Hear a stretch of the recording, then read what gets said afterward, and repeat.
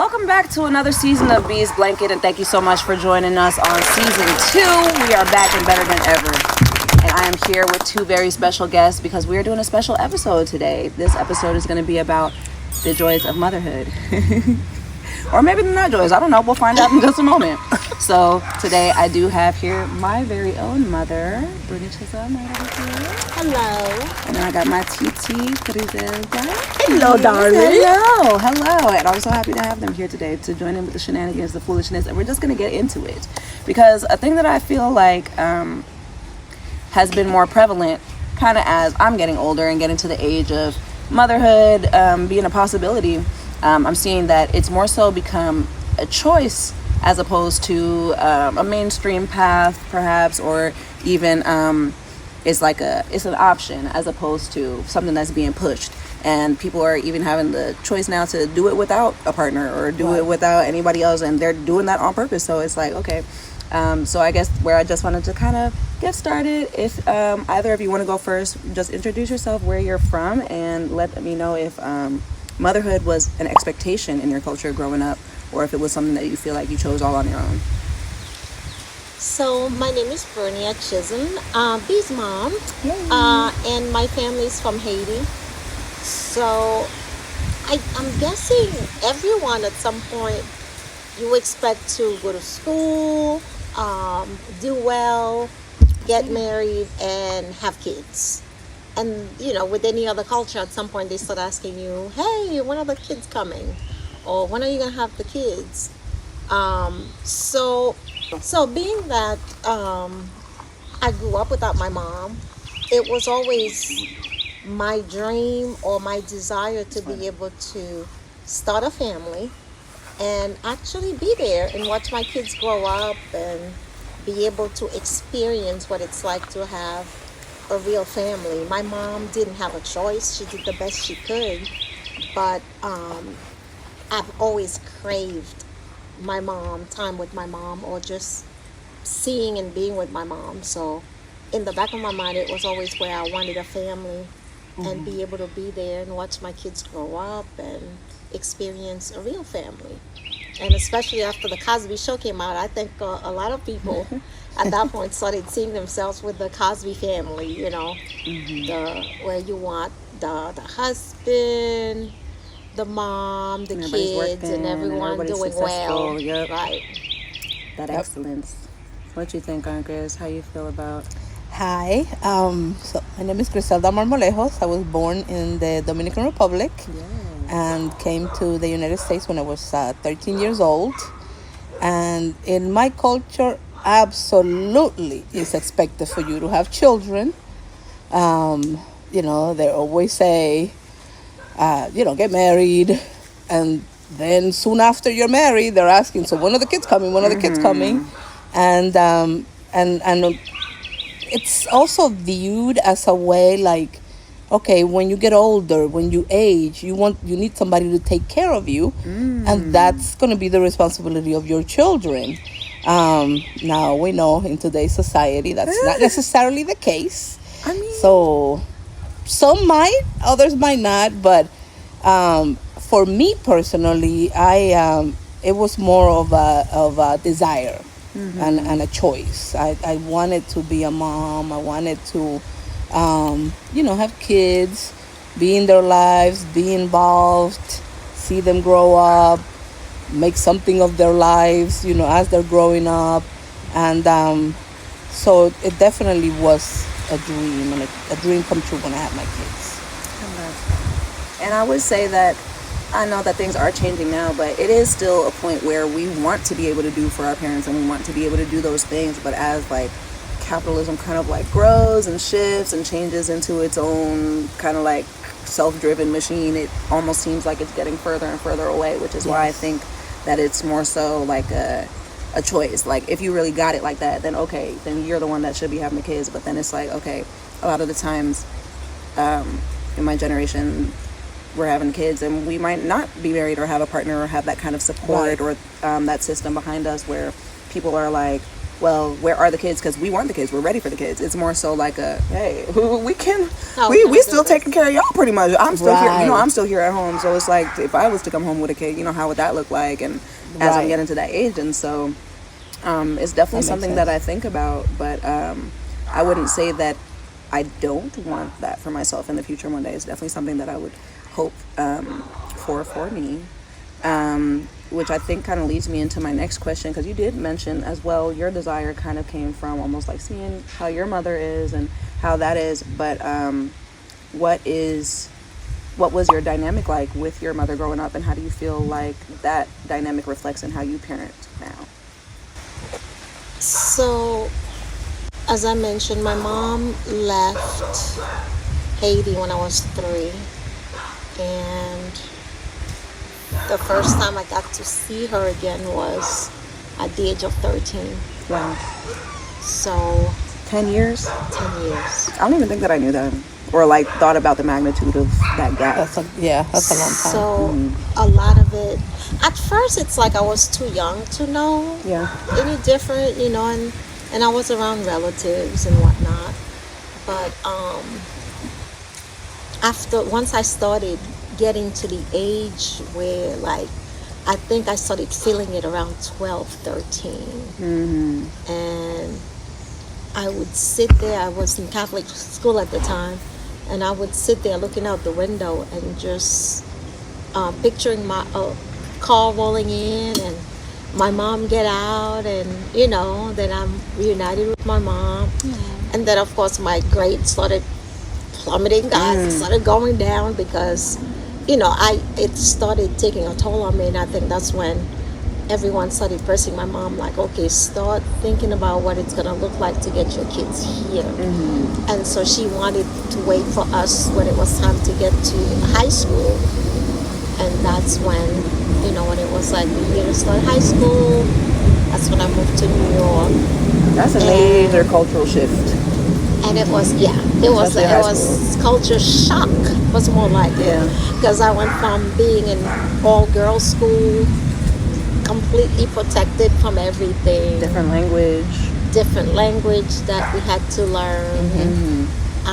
The lack of confidence, not wanting to say anything because you're afraid people will laugh at you.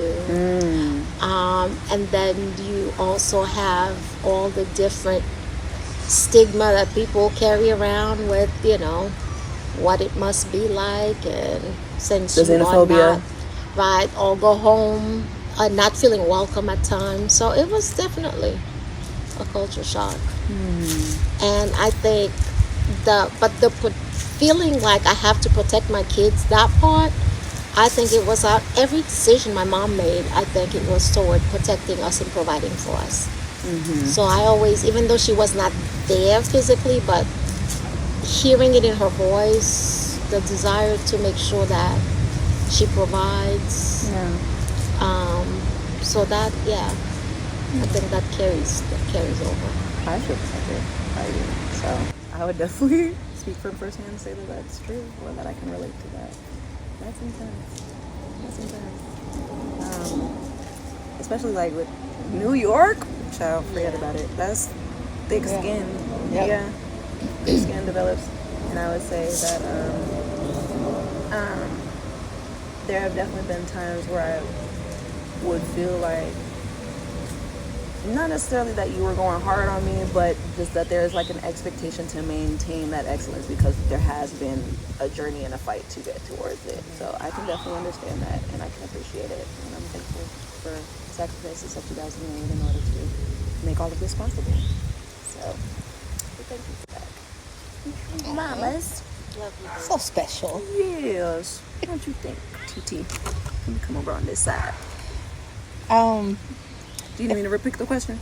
what was the question? The question is, what was your dynamic like growing up with your mom, and how do you feel like that manifests in the way that you Just little thingy. The similar story to Brunians in the sense that I had to. I also was, my mom first moved to America to come and pursue work and Set you things know up. kind of get stable Lay the in foundation. order to bring my sister and I. And so we were separated not quite 10 years, probably about 5-6 years. That's still a long time to be without your Yeah. mom. So it was confusing, when she left and we stayed behind, and my sister and I had to be split up and stay with separate relatives because none of the relatives could keep us both. Wow. So she stayed with the grandparents, I stayed with an aunt. And so coming and reuniting with my mom was kind of like having to start to get to know one another in a sense, because I was little. Then I come to America and we're reuniting at 13 years old. My sister and I weren't living together, so we're not really getting along, like we're Right. fighting and bickering. Teenagers. And, yeah, being typical teenagers. But my mom was like, oh, no. Right. We're not doing none of this. Where's the You gotta stay chancleta? together. Not the chancleta. So, we had to kind of adjust and get to know one another. And that was hard. That was hard because she was also a single mom trying to raise two girls and help us to make something of our lives. She would just always tell us. She was working at a factory trying to provide for us. She's like, I don't want this kind of life for Right. you. I brought you to America so you could do something with yourself, study, go to school. But the culture shock, the language barrier, all that stuff was real, again, as well in New York. So having to go to junior high school, middle school, straight, without speaking a word of English was hard. Yeah. So, my mom trying to do the best she could, put us in like bilingual classes. But then by 8th grade, I realized I'm not learning the language. Right. So I went to the guidance counselor myself and I was like, no, put me in all English. It's the only way I'm going to learn. So, so we ended up doing that. And that was the best decision because it forced me to learn the language. It forced me to really, get disciplined. Yeah. And watch all the cartoons in English instead of Spanish. Instead of the telenovelas. Because I think about it even now about how sad I am that I didn't put in the effort when I was younger to try and grasp the language or like really get with the heritage. And I think it's just like as like what I guess could be considered the first generation, firstborn American. Yes. It's like it was there the whole time. Right. So it's not like the same level of appreciation or like we don't understand truly like what went into getting here and what goes Right. into being here. And so I And think that's why it's important to hear teenagers- about it. Yeah, It's my kids as important.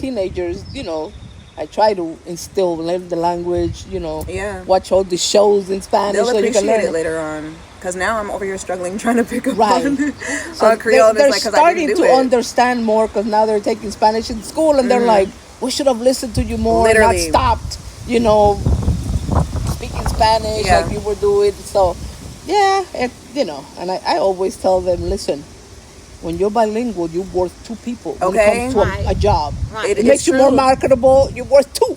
It's true. So, And it's good that you're letting them know up front because, yeah, it's wild when you get there later on and then you're seeing, okay, well, I thought I was doing the same stuff as these people or like we're similar background upbringing, and it's like, okay, but actually they have some additional skills and some additional practice doing Right, different things, and it's right. like, okay, it's important. It all adds up. Yes. I think that it's important as well for us to not erase where you guys came from because we still wouldn't have anything if y'all didn't start there. Right. Even though Right. coming to America would have been like the grasping point. It's like, okay, that's the foundation. Starting somewhere, there's a people of resilience that you're coming from, and like a culture of doing well and Yes. doing your best and like striving for what you want. So, yeah, I would say that a lot of us American-born kids, we can be spoiled when it comes to that realm and not as appreciative as we need to be. So, yeah. just keep on reminding us. Yeah, it's easy to take it for granted. Because, you've kind of Yeah. grown up in this We've always had culture it. with everything. You've had it. So, it's understandable that sometimes, you might not fully grasp. But it's good that you're realizing, okay, let me continue to learn a bit more. And I think that my kids are seeing that more and more. Yeah. Like, hey, it's not being of a different culture is not a handicap. It's more of an advantage. It's more of it's a good thing. Yeah. Right. It's a good thing. It makes you well-rounded. It makes you, Yeah, I would definitely agree. Do you feel like being a mother, now that you guys have done most of the journey and like the kids are grown and all of that, did it live up to your expectations? Is there anything that you would have changed about it? Or would you do it all over again? Would you have never done it? How do you feel? What is it hitting on? Give me. Just say we Well, do it all over because again? look, as a person that doesn't have any kids yet, it's like I want all the tea before I really get into this. Right, right, because yes, people will which always makes tell you, sense. oh, the joys, and it's beautiful, and it's the most productive thing you could ever do with your time, and your one true purpose as a woman, and blah blah blah blah blah. Tell me the real tea. What's going on? Is it all worth it? Would you say it lived up to your expectations? That people are at a point where they can choose: do I want this or not? Right. And coming from a place where I know I wanted it, I would not, do anything over. Okay. And I realized that life is a journey. Like, I tried to get it right, and I think we both came from a place where Grizz and I, we met in college. Yeah. And we both made the decision, you know what? We're going to live according to biblical principles. And we're going to do this right. We're going to find a spouse who's going to do it with us, who's going to do it right. And so we, in a way, we were trying to place ourselves in the best path to be able to get the best outcome. Right. So y'all did pretty well for yourselves. So I think so. So the expectations, at some point I realized I had to let go of the expectations. Because as you guys start growing up, you and your brothers, you're becoming your own person. Right. You're becoming young adults, you're becoming your own person, you have your own dreams, your own aspirations. And I realized I couldn't just keep projecting mine onto my kids. And so Message. at some point during my parenthood, I realized, there's a part where I have to let go of all my expectations and allow my kids to build their own lives, have their own dreams. Now, back then, if somebody had told me that, hey, your firstborn is gonna be a lyricist, rapper, and I would have been like, absolutely not. You were. I told you. And you were like, said no. it. I told you. And you were like, nah. It's like no. We don't do that. Some things are just inevitable, though. I always knew. This can be a hobby, but you're gonna have like a real profession where you can Right. where you can finance your hobby and do whatever you want, with that hobby. But that would not have been. But even that's the thing now. The hobbyists and like niche content and stuff like that is like how people are really making these livings in these untapped markets. know. And it's like, Some if people I are had making known some that good when I money was a with little bit their younger, hobbies. I would Yeah. have really locked in. Because I was like, okay, let me go ahead and focus on a real job. And they're like, we're going to think- both say AI. yeah. It's fine. I think it's because we came from a culture where we had to work so hard to make something It's like of that was the only way. ourselves, as well as like first generation college. Literally going to Right. going to school, getting a degree, and all that sort of stuff. It kind of was. It's ingrained in us. It still is. Although we see how the world has evolved and people can make a living Right. off of YouTube and being whatever, an Streamer, influencer or a content streamer creator, yeah. or whatever you might call it. We're still like, I don't know about that. Right. Wait a minute. Is that really going to sustain you? Are you going to be able to, Is and we want the anything really best. forever, though? Eh? Is anything really forever? Exactly. It's more like just find out what makes some money right now, hop on it, and drain it, and then we'll find the next thing that And makes that's some money. the mindset that's different from when we were growing Yeah, up. Because yeah. growing up, it's you find something And that you locked can, into, you die. Yeah. that you can make a That's living all. from it and That's be real. able to take care of yourself and help others as Yeah. as you go. But Yeah, so I think for me the lesson was life is still a journey. I'm still learning. There are probably certain things I got right and certain things that Yep. there are plenty of opportunities that I could have done better. But I didn't know any better back then, so it's kind of like as you learn, now that I know better, okay, it's gonna look different. Right. And then as time change and there's this culture shift, you have to try to adapt to it as well. So I mean, I think for me, I would certainly, if I had to do it all over again, I would, because I've enjoyed motherhood. I've enjoyed raising my kids. Don't get me wrong, it's been rough. At times, it's not all, like you said, some people present, oh, it's the best thing in the world. And she knows very well what she did. exactly. I'm crying. No, because I think that's what's actually stopping me from wanting to do Right, it. it's the the sleepless nights are real, the constant worry and anxiety about these kids, what are they gonna do, how are they gonna turn out, where are they? I mean, I have teenagers, so Yeah. I'm in the trenches, in that sense. Where are they going? Who are they with? Okay, I just heard major car accident of a 16-year-old driving a car with 6 kids in the car, Yeah. and I'm like, Is mine one of them? Yeah. yeah, so I turn around to them and I tell them, don't you dare do something like Right. that. Where's the chocolate? Listen, I'm like, if you want to bury your mother alive, go and try this foolishness. Okay. Go and try the running away. Go and try and do Please. all this madness. I don't even see them doing nothing Listen, like that. They're such good kids. Listen, you know what they do? They're like, we gotta go Right, here. like, where are we going? Why would we do that? Where are we gonna go? We gotta gonna walk really go Charlie? here. Exactly. And I think the thing that I've tried to do somewhat different, I mean, it's ingrained in me. It's not be as strict as my mother was, because my mother was very strict, and then I had to go sneak around. You ate that. Yeah. Hold on. You ate Yeah. that. Say that So- again for the people in the back. For the moms in the back. For the moms in the back. Say that one more time. Not to be as strict. Learn to give them a certain level of trust. And I try to communicate that with them, and let them know, listen, I'm trusting you. Right. I'm literally handing you my trust. Don't mess it up. It's like you got to give them the 'Cause if you- opportunity at least first to mess it up. But instead of just- don't go and hide. Don't go and do all this stuff where you force me to take away that trust, where I can't no longer trust you because Yeah. you're sneaking around. You're doing all this stuff.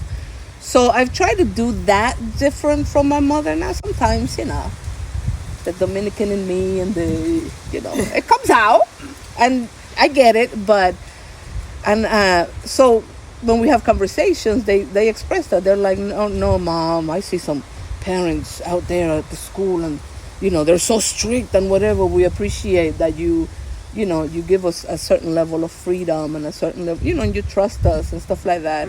So it's helped. good. It's not perfect, but Yeah, it's nothing helped ever to is. kind of build that relationship and that trust, It and I'm does make a hoping it difference. stays into adulthood. It makes a That's difference because I'll my say that hope. that's maybe something that has helped our relationship as I've gotten older. It's like now I feel like I can tell you guys things without it being like a Right.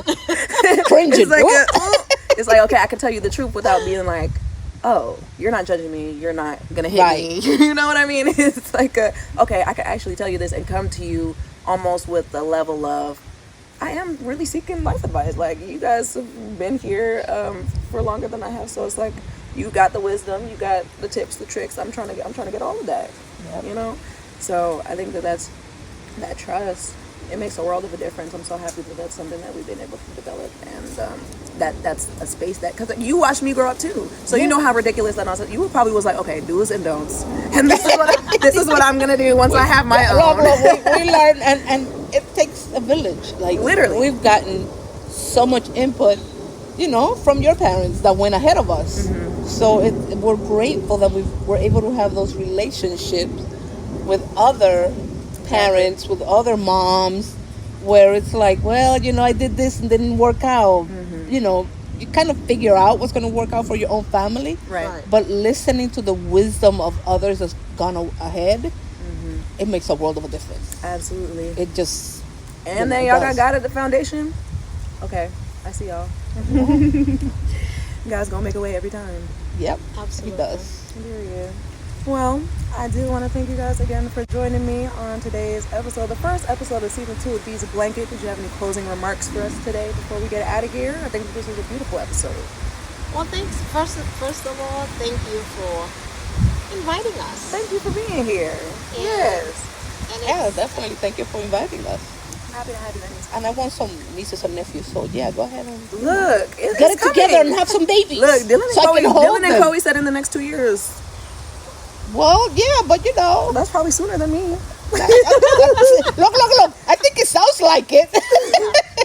yeah. I'm honestly, that's not something to be rushed, or Yeah. it's not like nowadays. I kind of like that. That is not It's the coming. status quo. When we were growing up, it's like you gotta have kids. Right, you're 20. Or something's You still wrong don't have with any? you. Right. Right. Or something is wrong. It was looked down upon us. Oh yeah. If we didn't have I'm any gonna be 30 children. this year, so Yeah, and nobody's there's still some looking people that's looking at me like so, but then a lot of people There are are like, oh, others you're that so understand. young. You're still young. Yeah, it's I kind of have my kids later in life, so it's okay. You're still young. No, that's I right. have mine after 35, so Okay, well, period. Yeah, See, you good, We you love, we see? love that You perspective. see? It's the two sides. I like that. I like. now look. Now on the flip side, I'm still raising children. I'm crying. Look. And you're like, I'm ready to sit sometimes down. I feel like a grandma going to the school, but you know, Oh, I wait, try I to mean, stay you looking kind of- young. You know, Don't y'all have a grandbaby? Kind of. we do. Yeah. We do too. That's from, nice. from the older. Yeah. So Kids. I mean, yeah. I mean, we get into that point in time. Hopefully, I can do something for y'all soon.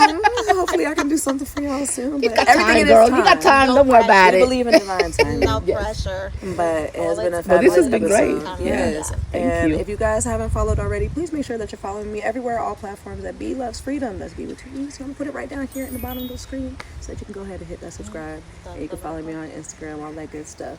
But until next time, this is the podcast where we get to know each other better. Thank you guys so much Cheers. again for coming.